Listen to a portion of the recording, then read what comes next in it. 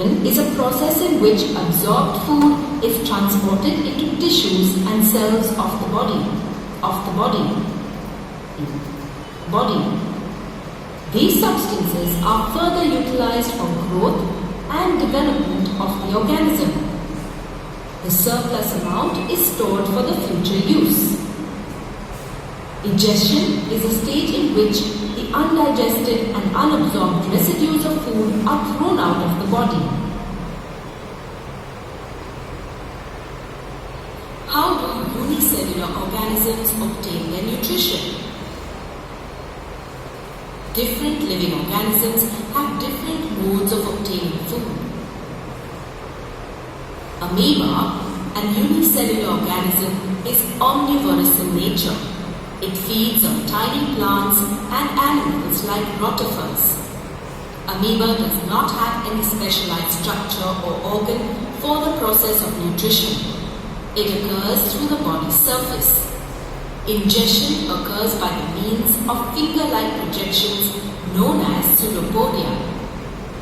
When a food particle approaches the organism, amoeba forms pseudopodia around it. The food is engulfed inside the body of the organism to form the food vacuole. Digestion begins inside the food vacuole. The complex food substances are broken down into simpler ones with the help of digestive enzymes. The next step is absorption. The digested food is absorbed by the cytoplasm of the organism. Assimilation occurs by the cyclic movement of the cytoplasm. The absorbed food reaches all parts of the cell. Egestion occurs by the rupturing of the cell membrane. The undigested and unabsorbed food is thrown outside the body. In case of pagination, ingestion occurs with the help of cilia. The organism sweeps the food particles from the water and puts them in the mouth. The food particle is then digested inside the food vacuole. The undigested and unabsorbed food is ingested out by the rupturing of cell. As the complexity of the organism increases, some of the organs of the body become specialized to perform specific functions.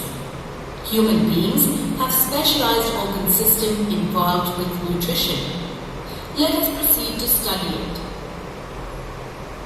Nutrition in human beings. Human digestive system. The digestive system in humans is formed by the combination of digestive organs which work together to carry out the digestion of food. It includes the alimentary canal and the digestive glands. The alimentary canal is a long and muscular tube of varying diameter. It extends from the mouth to the anus. Alimentary canal consists of mouth, stomach, small intestine, large intestine and the anus. The salivary glands, liver, pancreas and gastric glands are the digestive glands associated with the alimentary canal. The process of digestion begins in the mouth. The saliva gets secreted by the salivary glands which help in digesting the food inside the mouth. Let us perform an experiment to understand the action of saliva on the food present in the mouth. Activity: dissolve 1 gram of starch powder in 100 ml of distilled water and boil it till the powder dissolves completely. It is a colorless solution of 1% starch. Take 2 test tubes and label them as A and B. Add 1 ml of 1% starch solution to both the test tubes. Collect saliva from the mouth by spitting into a beaker. Add some amount of distilled water to it. Add 1 ml of saliva to test tube A. Shake well. Keep both the test tubes undisturbed for 20 to 30 minutes in a test tube stand. Add 2 drops of dilute iodine solution to both the test tubes. Shake well and observe the color developed in the test tubes. The color of the solution in test tube A becomes light blue or purple, which gradually becomes colorless if the starch gets completely digested. The color of the solution in test tube B remains dark blue or purple as it was earlier because the starch in the test tube remains undigested. It shows the color on reacting with the iodine solution. From this activity, we can conclude that saliva added to the test tube A digests starch, which is a polysaccharide. Because of the digestion, starch is broken down to smaller sugar units gradually, first to maltose and then to glucose. In test tube B, there is no saliva added. Hence, starch remains as it is. We have collected saliva from the mouth, which is the first part of alimentary canal. This activity confirms that the digestion process begins in the mouth with the digestion of starch by the salivary enzyme called amylase. Let us understand how the process of digestion proceeds within the alimentary canal. Mouth. The alimentary canal begins with the mouth. The food, what we eat, is of various kinds. Some food items are of plant origin, whereas some are of animal origin. Thus, a variety of food has to pass through the same digestive tract. The alimentary canal has a soft lining, hence the food needs to be processed so that it becomes particulate, smaller in size, and can easily pass through the alimentary canal. The teeth present in the mouth break the food into smaller pieces, chew and grind it. Such crushed food becomes soft when it gets mixed with the saliva secreted from the salivary glands. The soft food can now pass easily through the alimentary canal. The food we eat is of a complex nature. The biological catalysts or the enzymes help in converting the complex molecules into simpler ones. The enzyme amylase is present in the saliva. This salivary amylase breaks down starch into simple sugar maltose. This is the beginning of the digestion process. Do you know what will happen if some food particles remain stuck between the teeth and the teeth is not properly cleaned? It will lead to dental caries or tooth decay. Tooth decay is a gradual softening of enamel and dentine. It begins when bacteria attack on the food materials that remains in between the teeth which is not thoroughly cleaned. Bacteria act on sugars present in the food remains and produce acids that softens or demineralizes the enamel.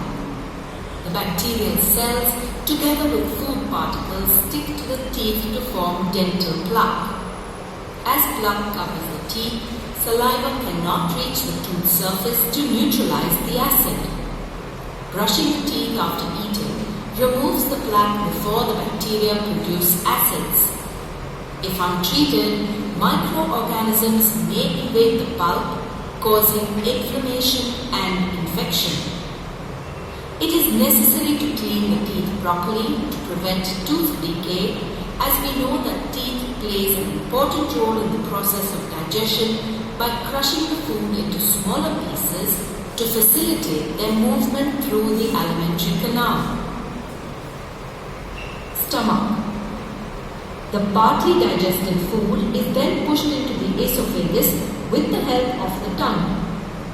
Esophagus is a narrow tube which leads to a J-shaped bag stomach. The stomach is placed on the left side in the abdominal cavity. The food is pushed forward in the food pipe or the canal due to the rhythmic contraction and relaxation of the muscles of the canal. This muscular activity is called as peristalsis or peristaltic movement. Due to the peristaltic movement of esophagus, food is pushed into the stomach. The gastric glands present in the wall of the stomach release gastric juices. The gastric juice contains hydrochloric acid, enzyme pepsin, and mucus. The hydrochloric acid creates acidic conditions necessary for enzyme activity. At the same time, this acid kills the harmful bacteria present in the stomach. The enzyme pepsin digests protein. Mucus protects the inner lining of the stomach from the action of acid. We often hear people complaining about acidity problems. Let us discuss about the cause of acidity in the stomach. When we hear people complaining about acidity, the problem is related to the secretion of hydrochloric acid in the stomach. When we are hungry, the acid is secreted and we respond to the feeling of hunger by eating some food.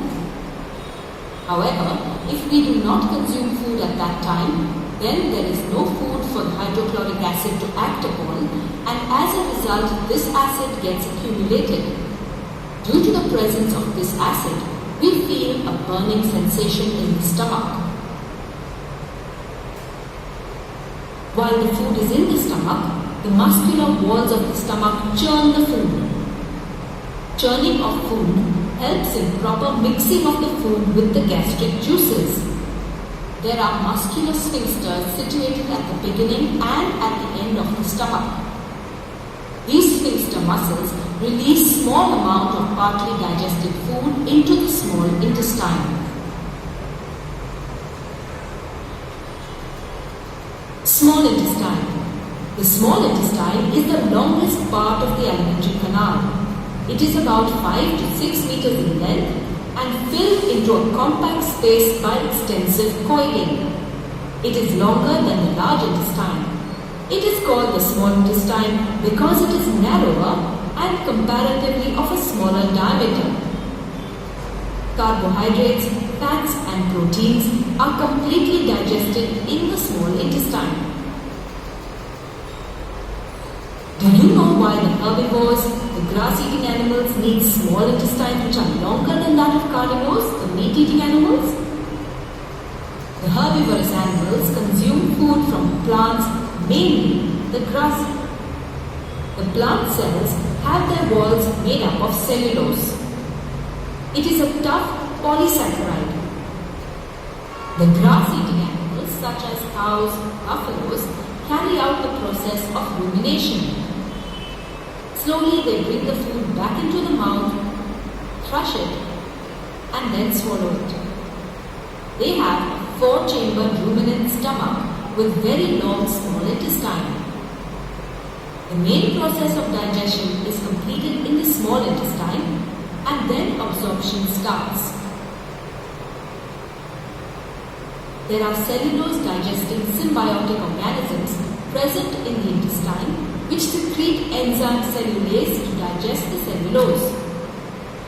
Cellulose is a carbohydrate food which is digested with difficulty, and so the herbivorous animals need a small intestine which is comparatively longer. On the other hand, carnivorous animals like tigers and lions eat flesh. Meat is a food which is easier to digest. Hence, the carnivores have a small intestine which is comparatively shorter than that of the herbivores.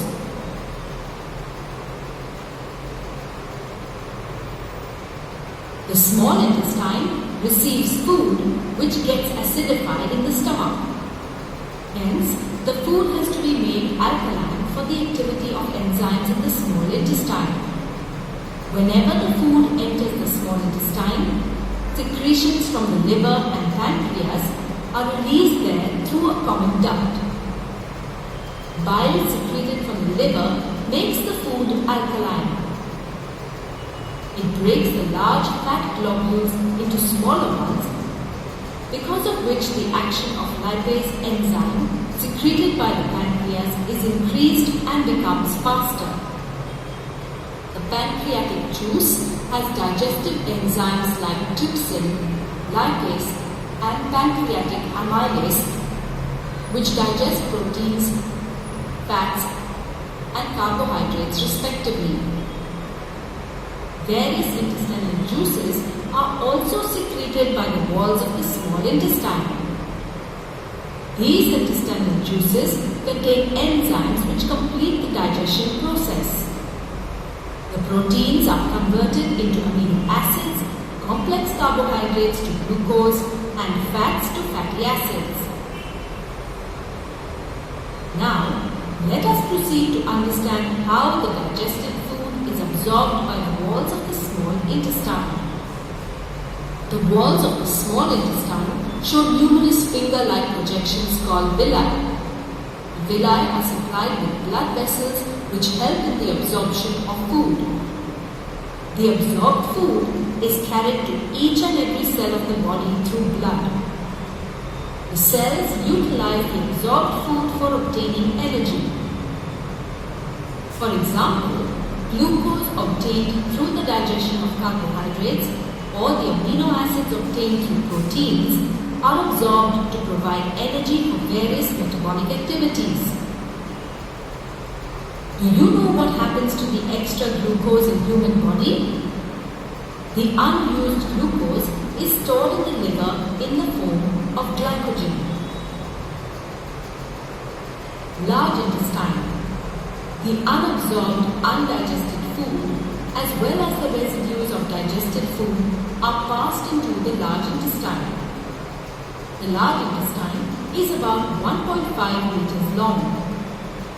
It does not have any digestive function but carries out the process of absorption. The process of digestion is already completed in the small intestine. The walls of the large intestine have villi which help in the absorption of water and salts. The undigested food is removed from the body through the anus. The exit is regulated by the muscle called sphincter, that is, the anal sphincter. As we have studied the digestion process, now can you explain how fats are digested in the human body? Fats are digested in the small intestine of the alimentary canal. Digestion of fats occurs because of the combined action of two different types of secretions. Bile, which gets secreted from the liver, breaks the large fat globules to smaller ones. This is necessary for a faster and an increased action of another fat digesting enzyme, lipase, secreted by the pancreas. Lipase present in the pancreatic juice breaks down fats which get converted to fatty acids and can be utilized for obtaining energy.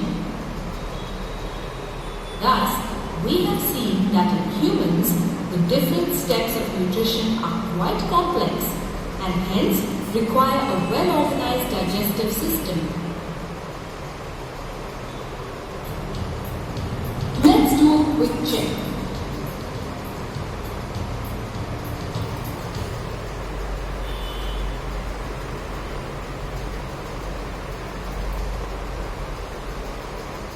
Respiration. By now, we have understood that plants provide food which is utilized by all human beings for their growth and development. The food obtained has to be processed to derive energy. Let us learn how we obtain energy from the food at a cellular level.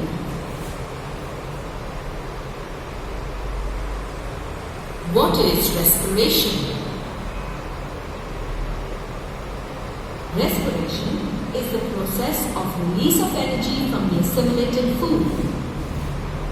Most living organisms require oxygen to obtain energy from food. Depending upon the availability of oxygen, the process of respiration is divided into two types, namely aerobic and anaerobic respiration. Aerobic respiration occurs in the presence of oxygen, whereas anaerobic respiration occurs in the absence of oxygen. Respiration is a complex process and involves two distinct phases, namely breathing or external respiration and cellular or internal respiration. Breathing or external respiration. Breathing or external respiration involves the movement of air. Air from the external environment is brought into the lungs and air containing more amount of carbon dioxide is expelled out. This is accompanied by the simultaneous exchange of gases in and out of the blood. In higher animals, oxygen from the air is taken inside the blood and carbon dioxide from the blood is released out of the body. Cellular or internal respiration takes place in the cell organelle called mitochondria to release energy. It is a biochemical process. The air we breathe out contains more amount of carbon dioxide. Let us proceed to understand this with the help of an experiment. Activity: take 2 test tubes. Fill half the test tubes with freshly prepared lime water. Mark one test tube A and the other as B. In the test tube A, blow air repeatedly from your color change is observed in this test tube. The lime water turns milky. In the test tube B, release air with a syringe or pitch fill. A color change is also observed in this test tube. The lime water turns milky, but the time taken for this change is more than that of test tube A. From this, we conclude that the air we breathe out contains more amount of carbon dioxide. External respiration is a physical process. Oxygen-rich air is taken in and absorbed into body. Air containing more carbon dioxide is released out through the respiratory organs.